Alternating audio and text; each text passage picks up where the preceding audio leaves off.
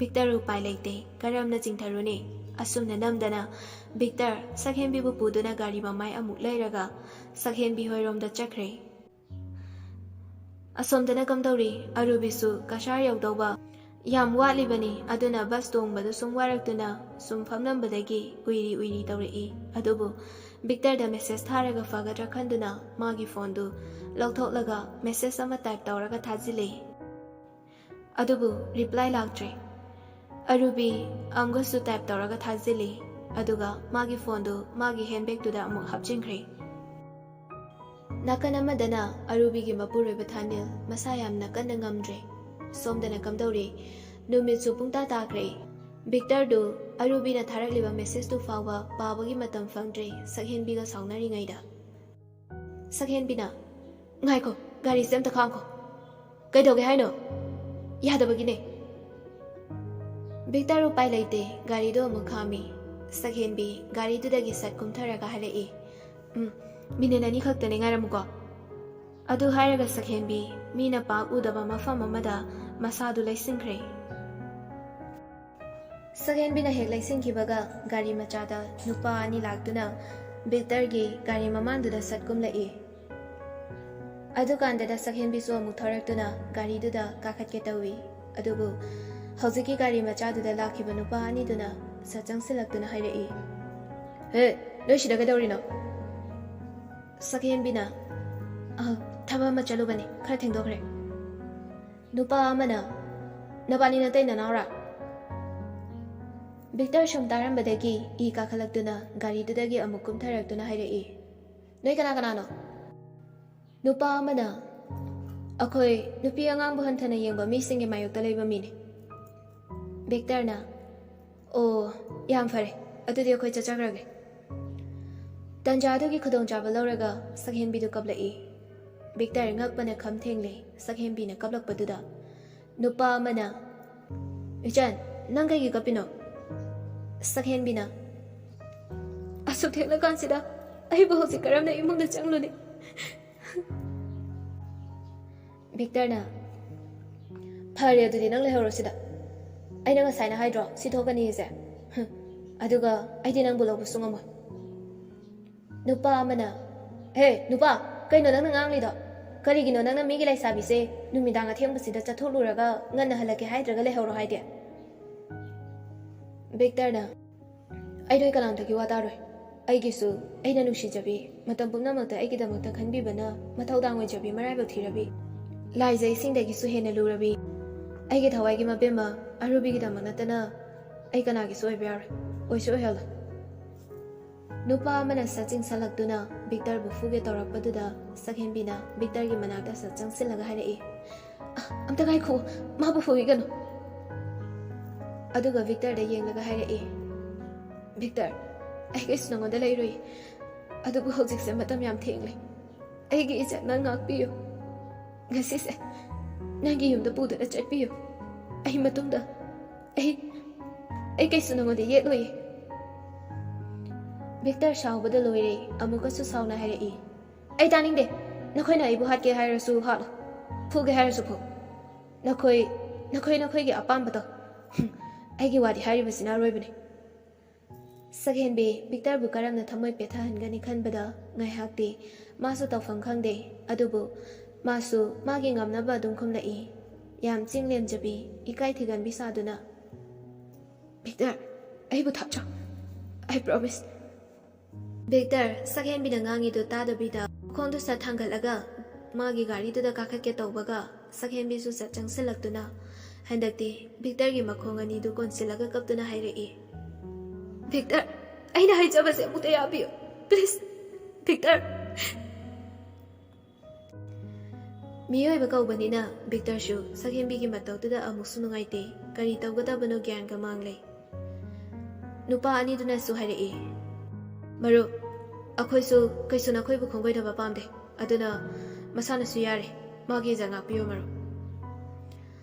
asumna Victor na sakhenbi bu puduna mayum lomda gari do thaurakle matam su phanyam thengjilak labani tharona chadombya nabungdu phone amta tawni nangbo Riana na ima tawrabani paikhalakte ba ima Ngaihaki matung Victor mayum yauraktuna gari du thauzilaga khami aduga sakhenbi moyani punna changminarai. Tharo Riana ga ibuhan ga su hek changkhibagi yumyagi ka aduda famlaga wari sanaduna lairibani. Adubu Victor na nupi amaga punna changminarakpadu ubada Tharona Ibungwa kanano made Victor na Ima masado ina hango Khairamnaga Victor magi kada changkre Tharona Ibema nangbu kanano ne sida phamulaw ne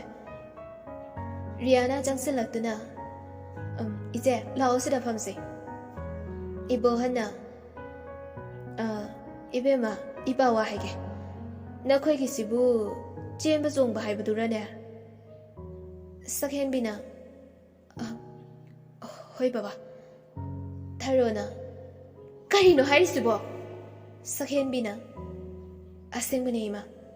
Riana na adudi nangse sakhenbina tra mane as karino hairisibo Tharo wahayam ta hairamdana Victor gi manata changlai aduga ibunga Victor mathayam sana khumlai Ima aisu gyan gam tatre Tharona arubina kam toba Victor arubi palakpaduda hena thamoi kaire taplapna khonjelna Ima nachana wari basisu magide aigi pause tabada maso idana kapkani Aina taurise kaino khangdri nachagyan datri Tharona Ima su kai haidono khangdri arubido onthokna chamkhraba aidi moigi mamada fawba ima oiragena haiba hokhrabani parese thoba malak jarajari Asumna ngahaki matung chakra khra chanaraba matung sakhenbi su Victor gi kada Riana ga puna changlai Victor de kemta haide chaksu chade tumina dum ungduna family Riana na adudi se ai thokhrage ko Riana hek thokhibaga Victor na harai sakhen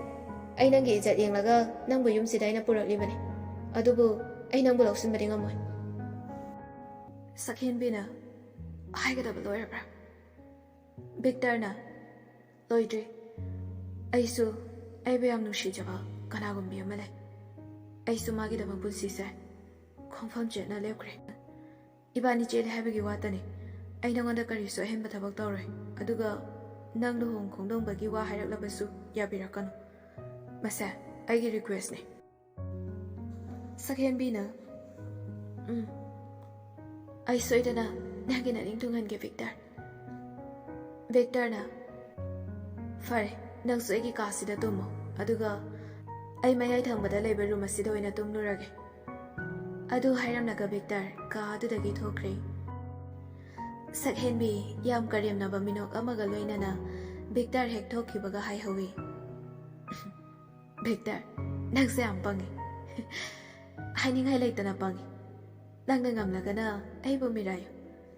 aduga aina ngamlagana nangse aigi Hairaga noglai Asumna hokre numitu Asumdasu arubisu kashar yauraduna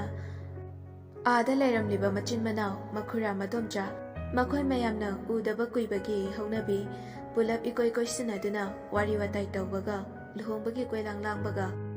masu makoka ngawi haiduni Somdana chanabigi matungina ahalaman ama ani tawraga ibohan pau haidokpa chatlure Aduna numit tadrikanda maudu thinbirau hairakpadagi chatnabigi niyom kaidana sakhenbigi mafi marolna jingba loina lairuraga amuk thinkhre Victor ga sakhenbigadi sonuna khidre garang numida wari sakhiba adudagi asuna ngahaki matu numisu takhre mahai chakra khra chanaraba matung tumba loina changnakhre Victor shu magi famungda khongai jalaga juba metuna ungduna family sum famlambadagi amu hiptharaktuna magi phone to hangdoktuna yengi adubo garang arubina tharakhiba message tu changduna yengi Victor SMS adu pari Tamo, ay yaudaw siyang wali. Bastong mo siyang wayda. Ado, nangka po na chat po waram na badi. Ako abasa, lahira mo'y daw ni. Ay na lab na chat kring ay da, nang atopa na pita karang takan ko. Ay di, ado may nagatawar di shiki daw ni. Victor, ado pa ba loy baga, amada zu amuk yengi. Ay, SMS ka halag diye. Antong tu na gawida. Kang ni, nang hore lay na kayo gi yengo ba nang. Victor, arubigi icham cham boy na, wahi na yom na ba, message sa du paru raga, Maithong du mamonok laga. Kayo ba? Amuk su Victor tap na sonjay. Aro, nang degi pause taraga, nang ay bulan na logadra. Ay hausik su, ay gitamay asida nang kaki, Nungshi ba na ato palablan bikan hagi mafama mafaw pidri. Victor, adu kana arubi da call tawrupani, adubu arubi number do off layrami. Victor na, kaigino mana off layjina. Victor, SMS oina type tawraga thazili. Aru, nagsaygi thawai ni. Nang yautana ay hingba ngamloy. Nang di ay sangsar ni. Nasidi nangi icham chamba na tawdana ay thamoysa. Nangi oikibani. Nangay na potharago. Hairaga love ki emoji ani ahum amaga loina na thakre. Numito masu hawkre. Nongma hawkiduna arubigi makuragi machanupidusu luhongba loikre. Kombire manaw nupado da haira Adudi ni mai itay mahoysu hayangse yum da hankrage luhongba su loirabanina. Ni mai na tema matam kradi lay ko ba. Lamsiga lapanina pangna chana bangam basunate. Arubina kaka ako yung laki. Ni Maina hoyri laune ado nangbu kaka ginagdalay basinungay tabrana. Arubina ado ginati kaka. Ni Maina yadraduna arubi mama majamatam krelay kibada tari kasarda. Adubu arubi di layfang kangdre. Victor ga pau fauna taba arubi ki phone dusu luhongbagi mi maya marak duda kamdong na mangki bano kangde Victor na message thaki banumit aduda off like badudagi ngasi fauba off hanglagdri Arubi Victor ki number do ningsing na ba faneka na hotne adubu aroi bagi 610 oigadabada 601 oibana mana adum namlaga lairabani na chatre amadagi tawrabasu number 1 arabanina somdana Victor shu arubina off adum laikibaduda masu yam charangnare karibu tawramlagadabano khalubada matamari sumhauke chatki loiki awabasu nongaibasu ningsingduna lehawi wakal manadi amasu karamna bukawgani kawro yadraba thamoisina 2 months later, Arubi mama machadu kasardagi hayengdi mayumda halakadawre aduna Arubigi kakaduna insang ahawba mathong laga makhoi chakpuna chaminari Arubi hoy yam thuna halage khalambani adubu Arubigi mama kombirai dusu masangam laktabadagi matam kuina naduna lairubadagi halakpa yadaduna panthakibani